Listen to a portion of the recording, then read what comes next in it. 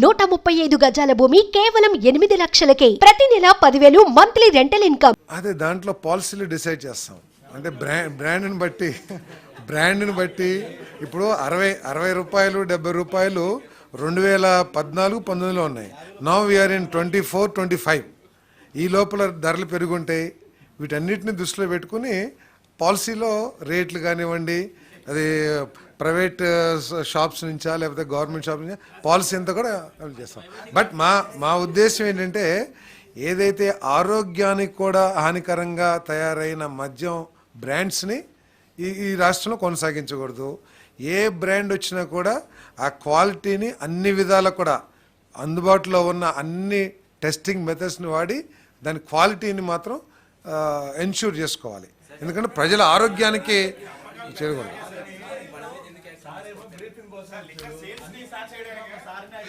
పర్వాలేదు చెప్తాం. అదే ఏమండి, లిక్కర్ సేల్స్ పెంచడం కాదు, ఇల్లీగల్ లిక్కర్ కానివ్వండి, లేదా ఇతర రాష్ట్రాల నుంచి తీసుకొచ్చేసి ఇక్కడ అమ్ముకుంటాం కానివ్వండి, లేకపోతే పేదవాళ్ళని దోచేసే విధంగా కానివ్వండి, ఇవన్నీ వండుకోకుండా పాలసీ. ఇప్పుడు 200 రూపాయలు ఏ విధంగా లాస్ అయ్యాం మనం? ఇతర రాష్ట్రాల నుంచి మద్యం ఈ రాష్ట్రంలో అమ్ముకుంటాం మూలంగా మన రాష్ట్రంలో చేయాల్సిన వ్యాపారం ఇతర రాష్ట్రాలకు సంబంధించిన మందుతో వ్యాపారం జరిగింది కాబట్టి నష్టపోయాం మనం. డీ అడిక్షన్ సెంటర్స్ కూడా పెంచుతాం. పాలసీలో భాగంగా డీ అడిక్షన్ సెంటర్స్ కూడా పెంచాలని చెప్పేసి కూడా చర్చకొచ్చింది. తప్పకుండా డీ అడిక్షన్ సెంటర్స్ పెంచుతాం. మద్యం అమ్మకాలని పెంచాలనేది లక్ష్యం కాదు. ఈ ప్రభుత్వం యొక్క లక్ష్యం క్వాలిటీ మందు, అదేవిధంగా పేదవాడి ఆర్థిక పరిస్థితిని దృష్టిలో పెట్టుకొని ఐడి లిక్కర్, గంజాయి, ఈ డ్రగ్స్, ఎందుకంటే ఎప్పుడైతే కాస్ట్లీ అయిపోయిందో మందు, పేదవాడు తక్కువ ధరకు అందుతున్న గంజాయికి కానివ్వండి లేదా ఇంకా ఇతర మార్గాలకి అలవాటు పడుతున్నాడు. కాబట్టి వాటన్నిటిని నిరోధించే దిశలో కూడా ఈ పాలసీ ఉండిపోతాం.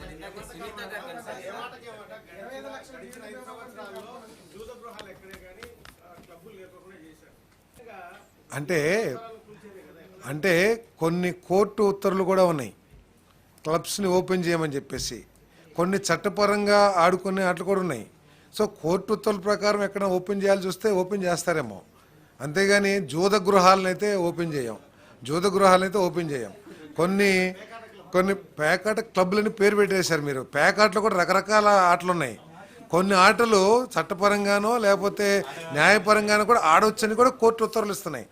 దానికి కావాల్సిన ఏర్పాట్లు చేసి పోలీస్ మానిటరింగ్ చేసి నడుపుకోమని చెప్పేసి కోర్టు ఉత్తర్వులు ఇస్తున్నాయి. అటువంటి ఉత్తర్వులు ఉన్న చోట ఓపెన్ చేయాల్సి వస్తుందేమో తెలియదు. అదైతే నా దృష్టిలోకి రాలా. నాకు తెలిసి సంబంధిత శాఖ అధికారులు చెప్తారు, ఉన్నది లేనిది. నా దగ్గర అయితే స్టాక్ డీటెయిల్స్ అయితే లేవు. కొంచెం ఏదైతే మంత్రిమండలిలో డిస్కస్ చేసామో మంత్రిమండలిలో జరిగిన డిస్కషన్ యొక్క స్ఫూర్తిని వాటి డెలిబరేషన్స్ మాత్రం నేను చెప్పగలను.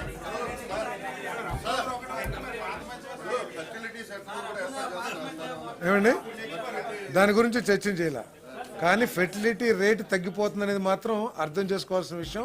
ఇదేదో దాచుకోవాల్సిన విషయం కాదు. ఇది రాష్ట్ర భవిష్యత్తుకి దేశ భవిష్యత్తు సంబంధించి డిస్కస్ చేయాలి, డిబేట్ చేసి ఎందుకు ఫెర్టిలిటీ రేట్ తగ్గిపోతుంది compare to China, other countries also మన రాష్ట్రంలో తక్కువ ఉంది. సో రాబోయే రోజుల్లో ఇది ఒక డెమోగ్రఫిక్ ఇంబ్యాలెన్స్ కూడా దారితీసే అవకాశం ఉంది కాబట్టి స్టడీ చేయమంటున్నాం. సుమన్ టీవీలో మీ పర్సనల్ అండ్ బిజినెస్ ప్రమోషన్స్ కోసం కింది నెంబర్కి కాంటాక్ట్ చేయండి.